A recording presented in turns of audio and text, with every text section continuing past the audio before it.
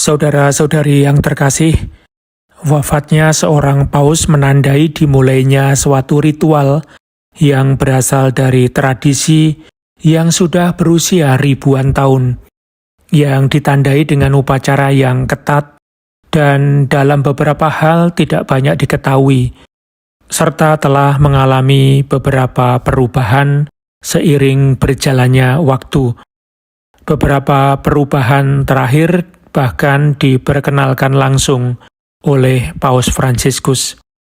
Mari kita telusuri tahapan-tahapan pentingnya, mulai dari pernyataan wafat hingga pemakaman.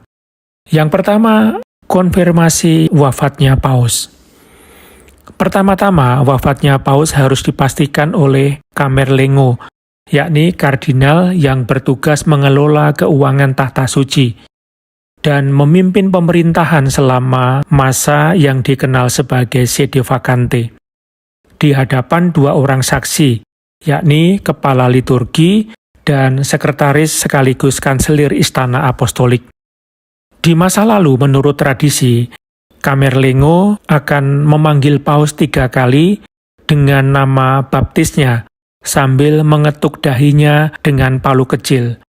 Jika tidak ada jawaban, ia akan mengucapkan kalimat "Vere Papa Mortus Est". Paus benar-benar telah wafat.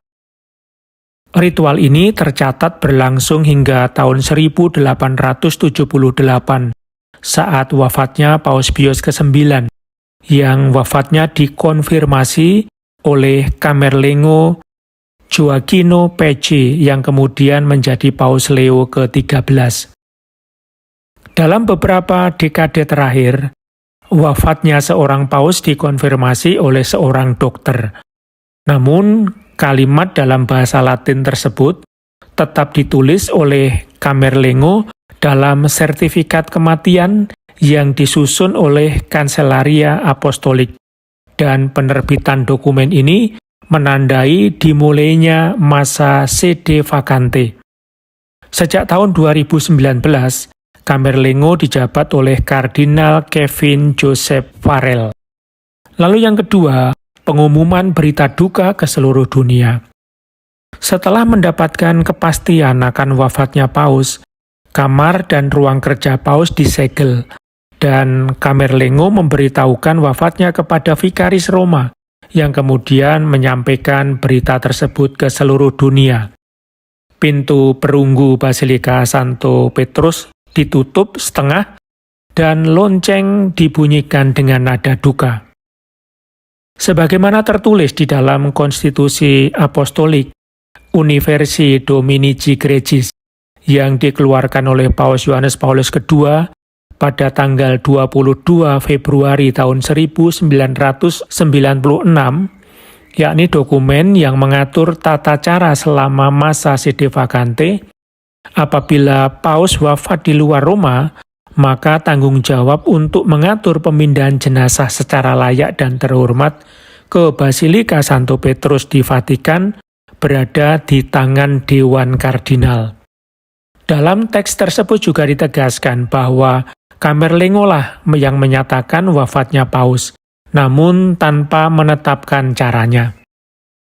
Lalu yang ketiga, umat yang berziarah, di mana umat datang untuk memberikan penghormatan dan berdoa bagi Paus. Nah, pada momen ini jenazah Paus kemudian dipindahkan ke Kapel Sistina dalam sebuah prosesi. Di sana, jenazah dibalsem dan dikenakan pakaian liturgis, mitra putih, kasula merah, dan pallium dari wol putih dengan salib hitam. Jenazah disemayamkan di atas katafalke, panggung khusus yang tinggi yang diperlihatkan kepada umat selama 3 hari. Sementara para kardinal merayakan misa arwah novendiali selama 9 hari berturut-turut. Para kardinal juga bertugas menghancurkan cincin nelayan, atau dalam bahasa Latin annulus piscatoris, yang diterima oleh Paus saat misa pelantikan kepausan, serta segel timah yang digunakan untuk mengesahkan surat-surat apostolik. Sejak masa Yohanes Paulus II, cincin tersebut tidak dihancurkan, melainkan hanya dicoret sebagai bentuk pembatalan simbolis. Lalu yang keempat, pemakaman. Pemakaman paus yang disebut dengan Missa Poenitentialis diadakan di Basilika Santo Petrus dengan kehadiran delegasi dari berbagai negara. Tradisinya, misa dilangsungkan di bawah altar utama karya Bernini, namun dalam upacara terakhir karena banyaknya umat yang hadir, misa dipindahkan ke lapangan terbuka di depan Basilika. Jenazah paus dimasukkan ke dalam 3 peti dari kayu cemara, timah, dan kayu kenari. Sebelum peti ditutup dan disegel, wajah jenazah ditutupi kain sutra. Kemudian peti jenazah dibawa ke makam di bawah Basilika, tempat disemayamkan Rasul Petrus sebagai paus pertama. Namun tidak semua paus dimakamkan di sana. Contohnya, Paus Gregorius ke-12 dimakamkan di Recanati, Italia Tengah. Kemudian Paus Benediktus ke-12 dan Yohanes ke-22, mereka dimakamkan di Avignon, selatan Prancis. Kemudian Gregorius X itu dimakamkan di Arezzo, Toscana, Italia. Paus Fransiskus memilih untuk membaharui ritual tersebut menjadi lebih sederhana, seperti yang tercantum dalam Ordo Exequiarum Romani Pontificis. Pembaruan resmi tata liturgi pemakaman paus yang diterbitkan pada bulan April tahun 2024, tahun lalu. Edisi pertama teks ini disetujui oleh Paus Yohanes Paulus II pada tahun 1998 dan diterbitkan pada tahun 2000. Teks tersebut digunakan dalam pemakaman beliau pada tahun 2005 dan dengan penyesuaian tertentu digunakan dalam pemakaman Paus Emeritus Benediktus ke-16 pada tahun 2023. Struktur dasar ritus pemakaman tetap sama, yakni vigili, kemudian misa pemakaman, dan pemakaman.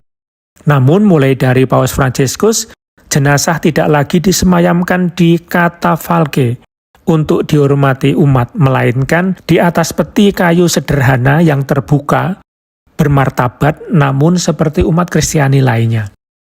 Paus Fransiskus juga menyederhanakan ritus pemakaman.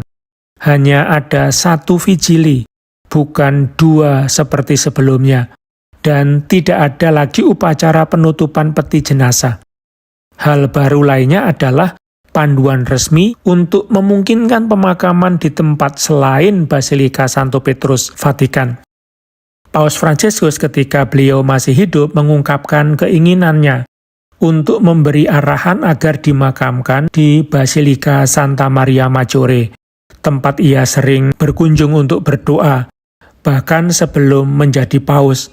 Dan ketika beliau pulang dari rumah sakit pun, beliau mampir ke Basilika ini untuk berdoa. Dan berkenaan dengan tempat pemakamannya, beliau pernah mengungkapkan, di sebuah ruangan tempat menyalakan lilin, disitulah tempatnya, dan mereka telah memastikan bahwa semuanya sudah siap. Itulah sekilas tentang wafatnya paus sampai pemakaman yang terdapat dalam ritus liturgi. Untuk pemakaman Paus Fransiskus, kita menantikan berita-berita selanjutnya. Tuhan memberkati.